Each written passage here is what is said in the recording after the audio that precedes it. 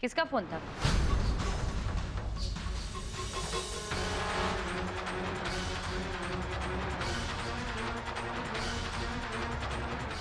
मेरे दोस्त का फोन था। दोस्त का?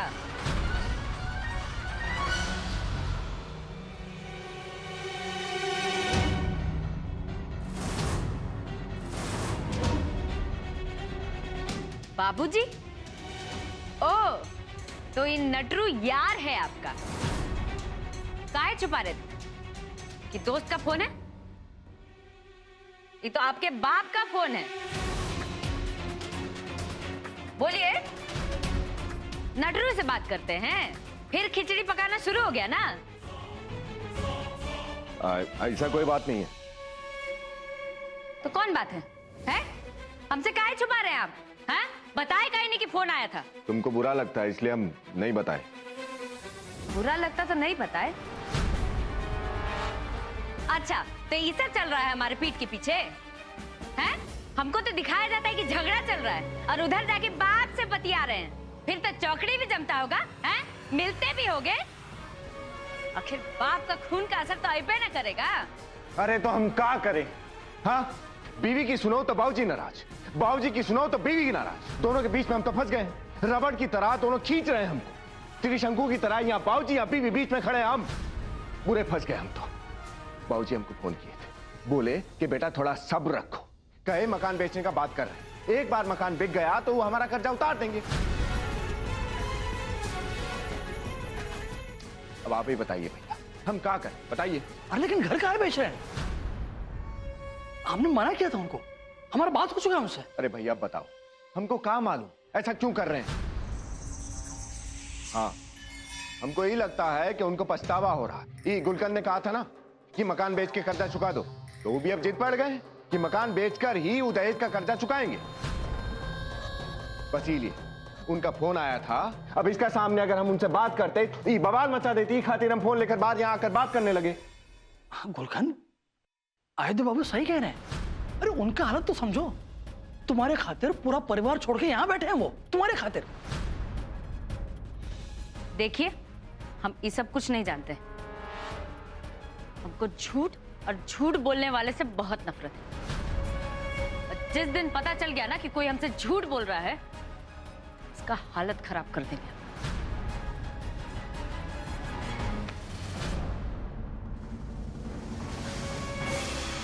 गुलकंद,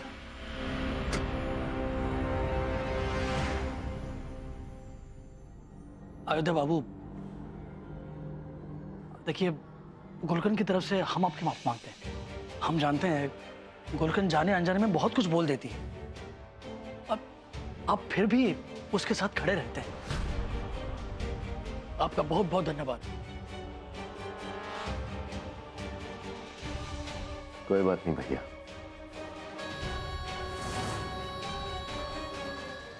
बीवी है मेरी, साथ तो निभाना ही पड़ेगा ना।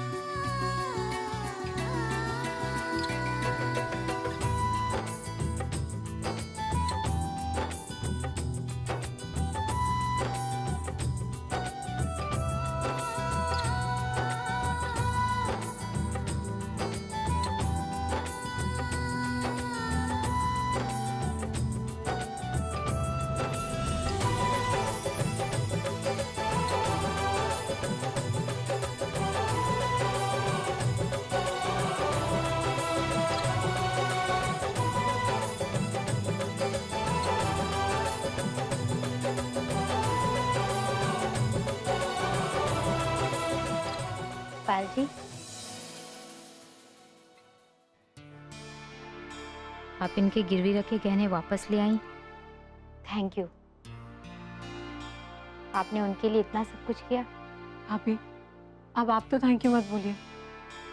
और वैसे भी इंसान को वही करना चाहिए जो उसका दिल कहे, तो हमने भी वही किया जो हमसे हमारे दिल ने कहा।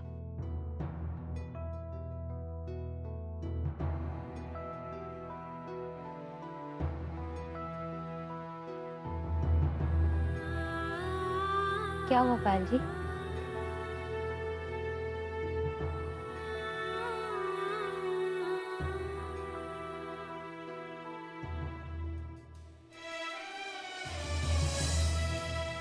एक बहुत अजीब सी उलझन है भाभी, बहुत अलग सा एहसास, जैसे दिल दो राह पर खड़ा है। एक तरफ ये जानकर बहुत खुशी होती है कि हमारी शादी हो रही है,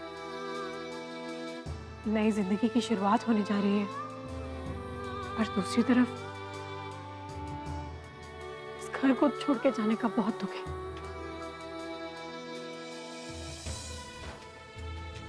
कुछ भी अच्छा नहीं लग रहा है भाभी। पायल जी, हम लड़कियों की जिंदगी में ये दिन बड़ा अजीब होता है, और जिंदगी के इस पहेली को समझ पाना बहुत मुश्किल होता है, जहाँ खुशी और दुख दोनों का एहसास एक साथ होता है। आप सही कह रही हैं भाभी। इस घर के कोने कोने में हमारी यादें बसी हैं। पूरा बचपन इसी घर में बिताया है। जिंदगी के इतने साल इसी घर में काटे हैं। आज ना हमें हर एक वो पुरानी बातें याद आ रही। कैसे माँ कौन सा सामान कहाँ रखती थी, और आज भी सुबह सुबह हमें माँ ही उठाती। हमारे तैयार होने से पहले माँ का चाय नाश्ता तैयार हो जाता है। हमें माँ की चाय की नहीं, माँ की आदत है। जब हम वहां उठेंगे तो ना वहां माँ होंगी और ना आप।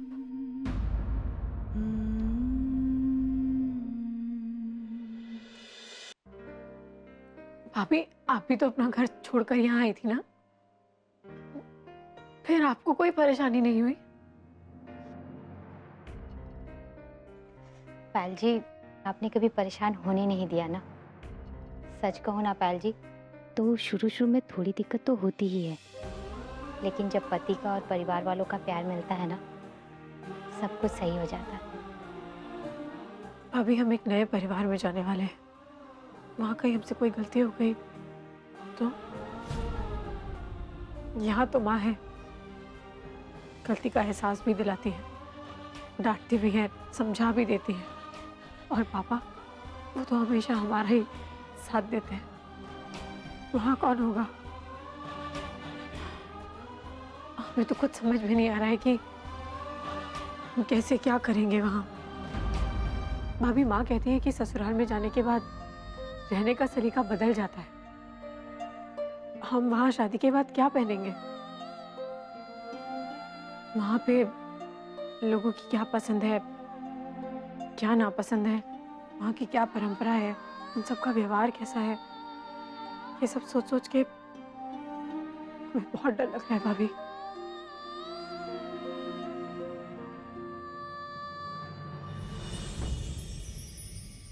तुमको डरने की जरूरत नहीं है बेटा, सब अच्छा होगा, सब बढ़िया होगा।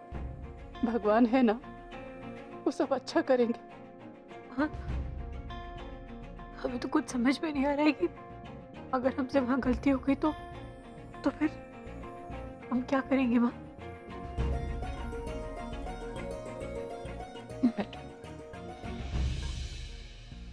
बेटा, भले ही हम तुम्हें बचपन में डांटे हैं, मारे हैं, हमेशा तुमको रीति रिवाज समझाते रहे हैं, पर यह भी सच है कि हमको तुम्हारी बहुत फिक्र है। हम तुमसे बहुत प्यार करते हैं। माँ हर हाल में अपने बच्चे को खुश देखना चाहती है, और ये तो समाज का रीत है ना बेटा, निभाना तो पड़ेगा। और हम जानते हैं कि हमारी बेटी बहुत होशियार है, हमको पूरा भरोसा है तुम वहां सब संभाल लोगी। माँ, पहले आप रोना बंद कीजिए। बेटा, ये आंसू तो अपने बच्चों के लिए मरने तक बहते रहेंगे, और तुम हमारी फिक्र मत करना, और तुम अपने आप को वहां अकेला मत समझना। जब भी तुम्हें लगे रात बिरात हमको फोन करना, हम हमेशा फोन अपने पास रखेंगे। 100 किलो बूंदिया का लड्डू। संतोषी, संतोषी, का है जी? का हुआ? थोड़ा दिन पहले का बोले थे हम तुमसे? का बोले थे? दिन भर का बोले थे? का बोले थे? हाँ, आप हमको 5-6 बार गाली दिए थे, फिर 3-4 बार बकलोला बुड़बक बोले थे, फिर कहे थे कि खाना लगाओ, फिर कहे कि प्लेट उठाओ, फिर कहे कि चाय लेके आओ। बस ये तो बोले थे, और क्या बोले थे जी? अच्छा, ये सब याद है तुमको? और आई लव यू बोले थे वो भूल गए, वो याद नहीं है? बोले थे? हाँ, बोले थे ना। और देव जैसा सपूत दी हो, इसके लिए शुक्रिया अदा किया था ना? हाँ, किए थे ना। आज हम तुमसे ये सवाल पूछ रहे हैं कि अयोध्या को का खा के पैदा की हो, वो हमारा बेटा है भी कि नहीं है? हाँ, क्या कर रहे हैं जी? ये तो आपको पता होना चाहिए ना। हम तो माँ हैं, बाप तो आप है ना। धुड़ुत, बताओ, ये बेटा हमारा हो कैसे सकता है? एकदम नहीं है, हमारा बेटा होने का कोई लक्षण नहीं है उसमें। बाबूजी, आपको हो क्या गया? आप इतने गुस्से में क्यों हैं? हाँ, हम गुस्से में हैं, और ये गुस्सा का कारण तुम हो। तुम्हारा वजह से गुस्सा है। ये भाभी और भैया हमारा शादी में आए, वो क्या बोले थे? तुम क्या बोले थे? कि हमारा जिंदगी का नया शुरुआत हो रहा है, और इसमें जो है भैया भाभी का होना बहुत जरूरी है, ये बोले थे। हम तुम्हारी भावनाओं को समझे, और जाके तुम्हारे भैया को बुलाने के लिए, और वहां क्या पता लगता है ये रिश्ते को तोड़कर चले गए घूमने के लिए बाहर। 4 बार फोन करने पर 1 बार फोन उठाए, और हमसे बोले कि हम गुलकंद और बच्चा सबको लेके बाहर गए हैं, शहर से दूर बाहर घूमने, और हमसे कहते कि हम फोन पे बात नहीं कर पाएंगे, और फोन काट दिए। ये है हमारा कपूत। न बाप की चिंता है, न माँ की चिंता है, न कोई फिक्र है बहन की, न भाई की। वो बस बंधुआ बने हुए हैं अपनी बीवी का, बस पीछे पीछे पीछे पीछे भाग रहा है। बाबूजी, भैया भाभी कौन से शहर गए हैं?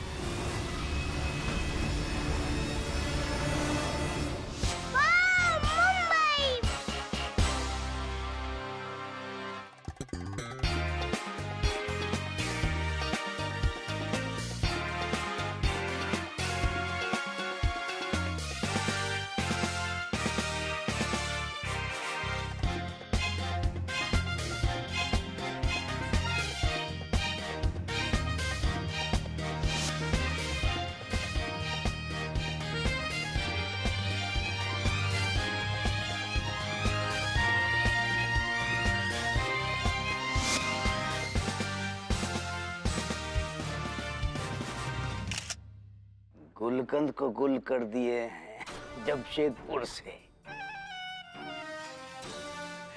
अब देव जितना चाहे गुलकंद को शादी में बुला नहीं सकता। मतलब अयोध्या बाहर नहीं गया है? बकलोल गया है। समझ नहीं रही है जसवाल जी, अयोध्या और हम मिलके प्लानिंग की है। आया बात समझ में? अब शादी का पूरा माहौल जो है शांति वाला रहेगा, और समझ लो एक तीर से 2 निशाना लगा है। एक तो गुलकंद का डर नहीं रहेगा कि अब आ जाएगी और तब आ जाएगी, और दूसरा ये हमारा देव महाराज जो है ना, तो आराम से चुपचाप आज शादी कर लेंगे। कि नहीं? सही में जोगेश्वर बाबू, आपका दिमाग का खेला ना कुछ समझ नहीं पाएगा। अरे गजब का खेला खेले हैं आप तो। हाँ, अब आपके इस दोस्त को ऊपर वाले ने दिया है। अरे खुश रहो। खुश रहो। लेकिन कहा हुआ कहाँ है भाई? बाबूजी हम मुंबई जा रहे हैं। बाबूजी हम मुंबई जा रहे हैं। भैया भाभी को बुलाने। भैया भाभी को बुलाने।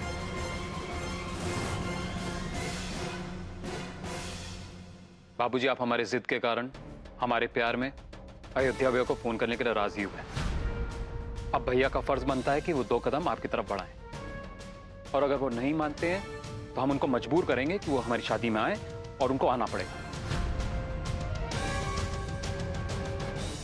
ये तो लेना का देना पड़ गया, कहीं हमारा पासा न पलट जाए।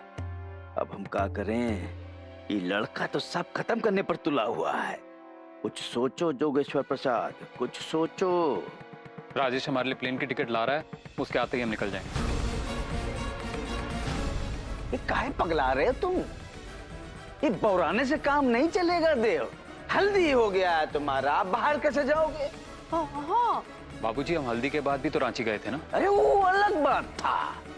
आज जिस लड़की से तुम्हारा शादी होने वाला है, अब वही अगर नहीं रहेगी तो शादी कैसे होगा? तो जरूरी था इसलिए तुम गए थे। चलो ठीक, लेकिन अब क्या जरूरी है? हाँ बेटा, तुम्हारे बाबूजी बिल्कुल ठीक कह रहे हैं, हल्दी के बाद नहीं जाते हैं। हाँ भैया, बाबूजी ने कोशिश की ना। नहीं गुड्डी, अगर भैया नहीं मानेंगे तो हम उनके पैर पकड़ लेंगे। हम कुछ भी करके उनको मनाएंगे। ये घर भले ही एक बार के लिए सही, लेकिन हमारी शादी में एक होगा और वो हम हर हाल में करेंगे। थैंक्स राजेश। ये गया तो सारा खेले खत्म हो जाएगा। इससे तो अच्छा है कि अयोध्या को ही फोन कर लिया जाए। अयोध्या खुद मना कर देगा तो ये मान जाएगा। अच्छा सुनो, हमारा बात ध्यान से सुनो। अयोध्या को फोन करो, पहले फोन करो। नहीं बाबूजी, फोन अब हम मुंबई जाके ही करेंगे। थोड़ा दिमाग लगा के, अकल लगा के बात किया करो। पहले मुंबई पहुंच जाओगे, उसके बाद फोन करोगे। अगर वो कहीं और आगे घूमने फिरने निकल गया तो क्या करोगे? हाँ, ऐसे ही घूमते घामते रहोगे अपना शादी में। इससे अच्छा है पहले फोन करो, अब फिर जाओ ना। फोन करो।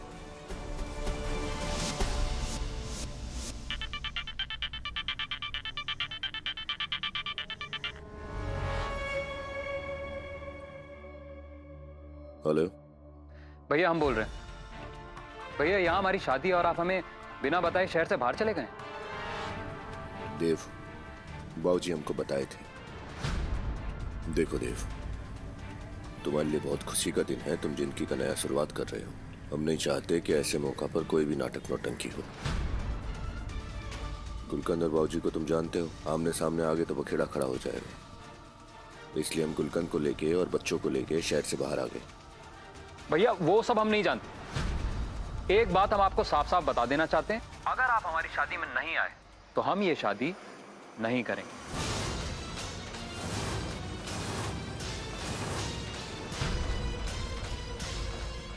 उफ, अब ये क्या नया मुसीबत है, हद है।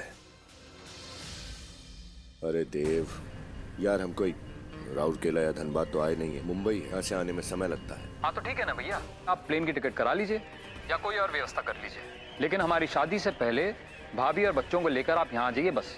देखो, प्लेन का टिकट इतनी जल्दी होगा नहीं, और होगा भी तो बहुत पैसा खर्च हो जाएगा। ऊपर से गुलकंद को मनाना कोई आसान बात है का? समझो, हम नहीं आ सकते। आपसे नहीं होता तो आप हमसे कहिए, हम यहाँ से टिकट करा के आपको भेज देते हैं। और अगर भाभी नहीं मानती आप हमें बताइए, हम बात कर लेंगे उनसे, हम उन्हें मना लेंगे। लेकिन ऐसे बेकार के बहाने आप हमसे मत कीजिए।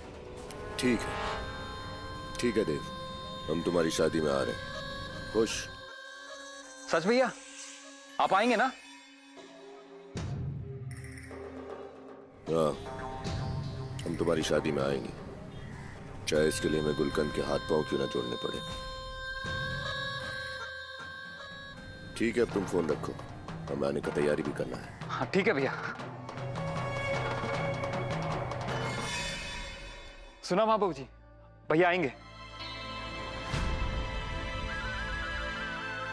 हाँ बेटा, अयोध्या आ रहा है वो तो ठीक है, पर गुलकंद पर हमको रत्ती भर भरोसा नहीं है। वो जरूर हो हल्ला मचाएगी, तुम देख लेना। हाँ माँ, भाभी ऐसा कुछ नहीं करेंगी। और आप लोगों को हमारी शर्त मालूम है ना, अगर भैया भाभी इस शादी में नहीं आएंगे तो हम ये शादी नहीं करेंगे।